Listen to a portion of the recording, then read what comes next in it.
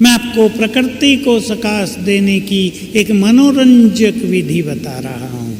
आपको मजा आएगा योग करने में। थोड़े में अभ्यास करेंगे। मैं फरिश्ता ऊपर हूँ आकाश में। बाबा की पवित्र किरणें मुझ में समा रही हैं। पवित्र किरणें लेकर अब अभ्यास करेंगे। ये पवित्र किरणें मुझसे चारों ओर फैल रही हैं। हवा, अग्नि और आकाश तीनों इन्हें ग्रहण कर रहे हैं।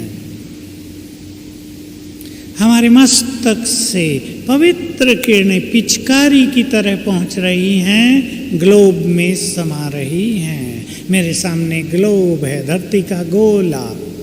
ये पवित्र किरणें मस्तक से इस ग्लोब में समा रही हैं। वहीं से ऊपर से देखेंगे दूर दूर तक फैला हुआ सागर। मेरी आंखों से पवित्र किरणें जल में समा रही हैं। मेरे सामने 9 ग्रह खड़े हैं, देव रूप में हाथ जोड़े खड़े हैं। हम सबको दृष्टि दे रहे हैं, सबको वाइब्रेशंस जा रहे हैं। ये मनोरंजक तरीका प्रकृति को वाइब्रेशंस देने का, इसको बढ़ाएंगे। हम सब जानते हैं कि हमारा जीवन कर्म प्रधान है।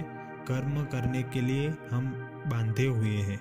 कर्म का अर्थ केवल शारीरिक रूप से कोई काम करना नहीं, लेकिन हम हर क्षण कर्म करने के लिए प्रवृत्त हैं।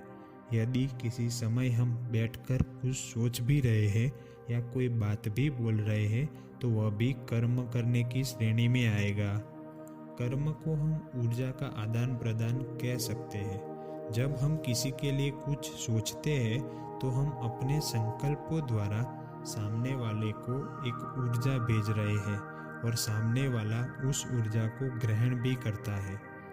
जब हम किसी से कुछ बात करते हैं तो उसमें भी हम अपने शब्दों द्वारा एक ऊर्जा का संचार ही करते हैं और शारीरिक कर्म के चरण में भी यही होता है।